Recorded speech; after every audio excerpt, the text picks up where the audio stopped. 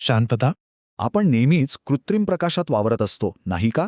पण या दिव्यांमागे किती जबरदस्त सायन्स आहे याचा विचार कधी केलाय का? चला, आज आपण हेच बघणार आहोत की आपल्या रोजच्या वापरातले दिवे खरं तर किती हुशारीने बनवलेले असतात. एक गोष्ट नोटीस केली आहे का?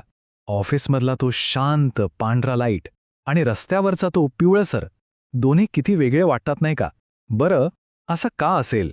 या प्रश्नाचं उत्तर आपल्याला थेट प्रकाशाच्या वेगवेगळ्या टेक्नॉलॉजीकडे घेऊन जातं.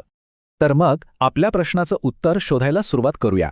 यासाठी आपल्याला दिव्यांच्या एका खास प्रकाराबद्दल जाणून घ्यावं लागेल. हे असे दिवे आहेत ज्यात वायूमधून वीज पाठवून प्रकाश तयार केला जातो.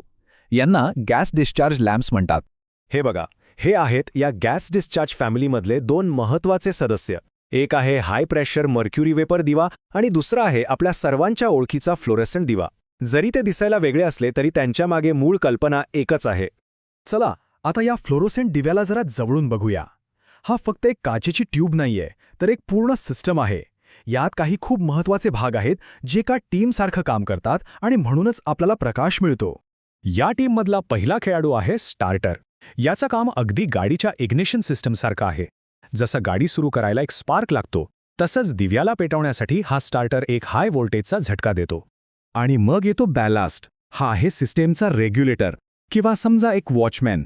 दिवा एकदा सुरू झाला की तो खूप जास्त वीज ओढू नये याची काळजी हा घेतो, म्हणजे दिव्याला जळण्यापासून वाचवतो. याच्याशिवाय दिवा तर लगेच खराब होईल. आता हे सगळं एकत्र कसं काम करतं ते बघणं खूप इंटरेस्टिंग आहे. हे बघा, आधी स्टार्टर गरम होतो, त्यामुळे एक सर्किट पूर्ण होतं. मग करंट वाहू लागतो आणि मग गंमत होते. स्टार्टर थंड झाल्यावर सर्किट अचानक तुटतं आणि एक मोठा व्होल्टेजचा शॉक बसतो. आणि बस, याच शॉकमुळे ट्यूबमधला वायू पेटतो आणि आपल्याला मिळतो प्रकाश. कमाल आहे ना? आता आठवतंय का तो रस्त्यावरचा पिवळसर प्रकाश? तो याच फॅमिलीमधल्या एका दिव्यामुळे येतो. हाय प्रेशर सोडियम वेपर दिवा. म्हणजे बघा, जे सायन्स आपण आत्ता शिकलो ते रोज रात्री आपल्या रस्त्यांवर उजळत असतं. पण थांबा, कहाणी इथेच संपत नाही. टेक्नॉलॉजी नेहमी पुढे जात असते. आता आपण एका अशा दिव्याबद्दल बोलणार आहोत जो एका जुन्या टेक्नॉलॉजीमध्ये एक छोटासा पण खूप हुशारीचा बदल करून बनवला आहे. आणि हा दिवा स्वतःच साफसफाई करतो. हा आहे तो दिवा, टंगस्टन हॅलोजन लॅम्प. आतमध्ये एक फिलामेंट दिसतोयला आणि त्याला एका छोट्या क्वार्ट्ज बल्बमध्ये ठेवलंय ज्यात हॅलोजन गॅस भरलेला आहे. याची ही रचनाच याचं सगळं रहस्य आहे. याची खासियत काय आहे माहितीये? याला हॅलोजन सायकल म्हणतात. हे ना एका सेल्फ रिपेअरिंग सिस्टीमसारखं काम करतं. होतं काय की फिलामेंट गरम झाल्यावर त्याचे काही कण उडतात, पण हा हॅलोजन गॅस त्या कणांना परत पकडून फिलामेंटवरच चिकटवतो. म्हणजे एक प्रकारचं रिसायकलिंगच. आणि यामुळेच हा दिवा जास्त काळ टिकतो आणि त्याचा प्रकाशही कमी होत नाही. आणि या सगळ्याचा फायदा काय? तर हा दिवा आपल्या साध्या पिवळ्या बल्बपेक्षा म्हणजे इनकॅन्डेसंट दिव्यापेक्षा तब्बल 50% जास्त इफिशियंट आहे. म्हणजे विचार करा, जवळजवळ अर्धी वीज वाचते. केवढा मोठा फरक आहे हा! या सगळ्या उदाहरणांवरून एक गोष्ट तर नक्कीच कळते. जसं प्रत्येक कामासाठी वेगळं अवजार लागतं, तसंच प्रत्येक प्रकारच्या प्रकाशाच्या गरजेसाठी एक वेगळं तंत्रज्ञान लागतं.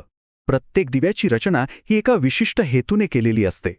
थोडक्यात सांगायचं झालं तर ऑफिससारख्या ठिकाणी आपल्याला पसरलेला सौम्य प्रकाश हवा म्हणून आपण फ्लोरोसंट दिवे वापरतो.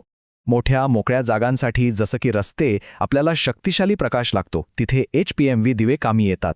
आणि जिथे दिव्याचं आयुष्य महत्त्वाचं आहे तिथे तो स्वतःची दुरुस्ती करणारा हॅलोजन दिवा सर्वोत्तम ठरतो. तर आपण पाहिलं की साध्या दिसणाऱ्या दिव्यांमागे कितीतरी तेजस्वी कल्पना दडलेल्या आहेत. या सगळ्या इनोव्हेशननंतर मनात एक प्रश्न नक्कीच येतो.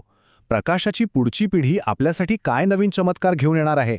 आणि ती पुढची तेजस्वी कल्पना नेमकी काय असेल? विचार करायला लावणारा प्रश्न आहे, नाही का?